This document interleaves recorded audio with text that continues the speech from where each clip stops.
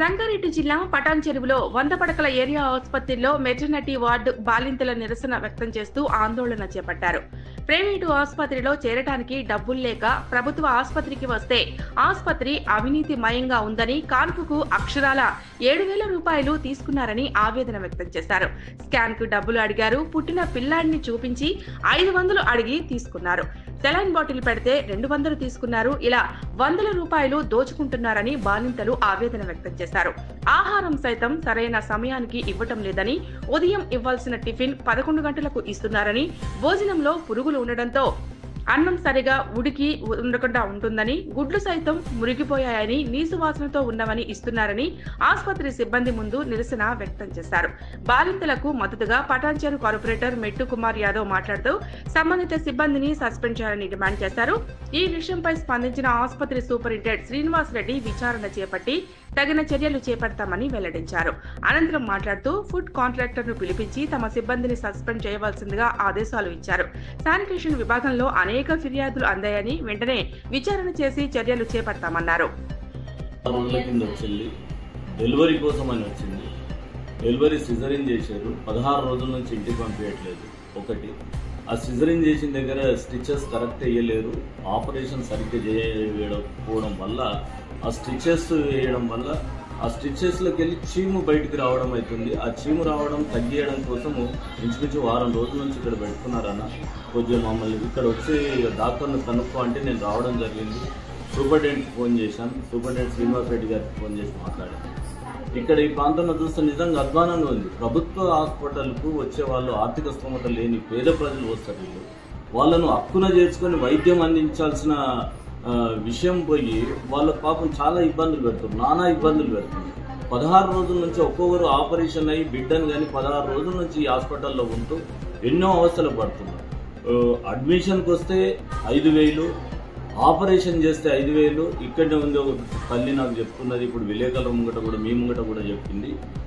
Admit అయితానికి వస్తే 5,000, operation అయితే 5,000, కిందికి దిగి రూమ్లోకి వెళ్ళాలంటే ఆడొక 2-3 వేల రూపాయలు, ఇట్లా దగ్గర 15,000 రూపాయలు ఒక్కొక్కరికి ఖర్చు అవుతున్నదని చెప్తుంది. ప్రభుత్వ హాస్పిటల్లో డబ్బు లేని వాళ్ళు వస్తున్నారు. డబ్బులు ఖర్చు కావు, మాకు ప్రభుత్వం అండగా ఉంటుంది, ప్రభుత్వ వైద్యం అందుతుంది అన్న ఉద్దేశం మీద ఇక్కడ పేద ప్రజలు వస్తే ప్రైవేట్ ఆసుపత్రుల్లో ఎంతైతే అమౌంట్ తీసుకుంటున్నారో అంత అమౌంట్ ఖర్చు పెట్టుకొని పోతున్నారు. మరి సరైన వైద్యం లేదు. ముఖ్యంగా ఏంటంటే సరైన వైద్యం అందివ్వట్లేదు. నిర్లక్ష్యంగా ఏదో పట్టనట్టు ఈ పేషెంట్లను చూడడం చాలా అన్యాయం. ఎందుకంటే తల్లి, చిన్న పాప ఉంటారు, పచ్చి బాల్యంతలు వాళ్ళ ఆరోగ్యం సరిగ్గా ఉండదు. ఈ టైంలో వాళ్ళ పోషకాహారం అందించాల్సింది పోయింది. మాడిపోయిన అన్నం, పాచిపోయిన అన్నం, ఆ ఎగ్గు కూడా వాసన వస్తుందని చెప్తే తింటే తినండి లేకపోతే లేదని చెప్పేసి పెట్టేసి పోతున్నారంట. ఇది మంచి పద్ధతి కాదు. డిఎంహెచ్ఓ కూడా మేము కంప్లైంట్ చేస్తాం. ఇది కలెక్టర్ కూడా కంప్లైంట్ చేస్తాం.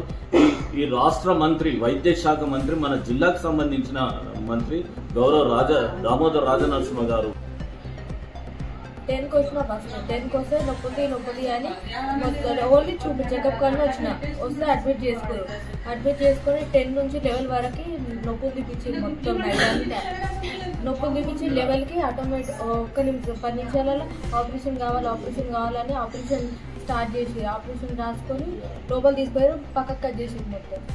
వాళ్ళు మాట్లాడేటప్పుడు నేను విన్నా, ఈ అమ్మాయి పక్కకు కట్ చేసింది, ఆ కుట్లో వేయడానికి వస్తలేదు అనడం కూడా అన్నారు. కుట్లి పెట్టే రోజు చిన్న హోల్ ఉంది, ఆ హోల్కి టీ పెట్టి అది పెట్టి మంచిగా చేస్తాము అన్నారు. తెల్లారి వచ్చినవి అలా ఏలు పెట్టి పెద్దగా చేసేసింది మొత్తం. మీ పేరు మమత. ఆయన ఫుడ్ ఏం బాగాలేస్తలేదన్న. మొత్తం పలుపు వస్తుంది. ఎగ్గు పెట్టమంటే ఎగ్గు పెట్టట్లేదు. ఎగ్గు మొత్తం పాడొచ్చింది, వచ్చేస్తుంది. కర్రీస్ కూడా ఏం వస్తలేవు మాకు. ఫుడ్లో ఎట్లా మాంతాయి మాకు. 9 రోజులు 10 రోజులు పెట్టేసుకుంటారు. మాకు ఎట్లా తొందరగా అంటే ఇన్ఫెక్షన్స్ అయితే మీకు అవి అవుతున్నాయి అంటున్నారు డాక్టర్స్. పిల్లలకు అసలు ఏం యూజ్ చేస్తలేదు మాకు. వాళ్ళు కూడా వాసన వచ్చేస్తున్నాయి. నైట్ మొత్తం మాడిపోయింది తెచ్చి మొత్తం రైస్ అంతా కావాలా వద్దా మీకు బాగా మాట్లాడేస్తున్నారు. అసలు పాపకి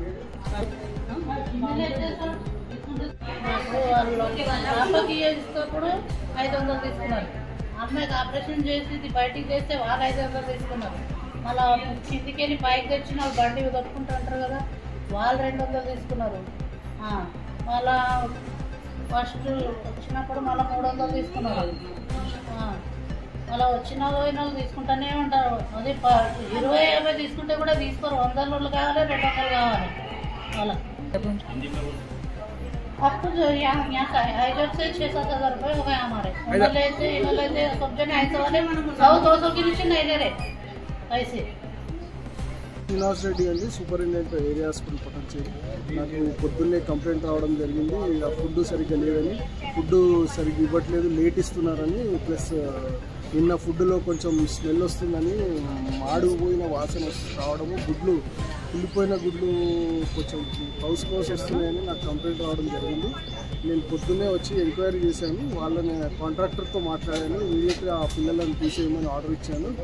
వాళ్ళని ఇద్దరిని ఎవరైతే భోజనం వడ్డిస్తున్నారో, ఎవరైతే మాడిచ్చారో, నిన్న గ్యాస్ లేదు అది అని కంప్లైంట్ ఇస్తున్నారు.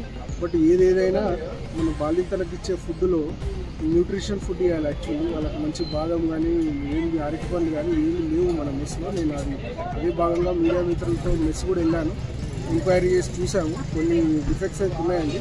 దాని మీద ఇమీడియట్ యాక్షన్ తీసుకుంటాం. మేము వాళ్ళని సస్పెండ్ చేయమని ఆర్డర్స్ కూడా ఇచ్చేస్తాము. ఒక ఎంక్వైరీ కమిటీ వేసాము.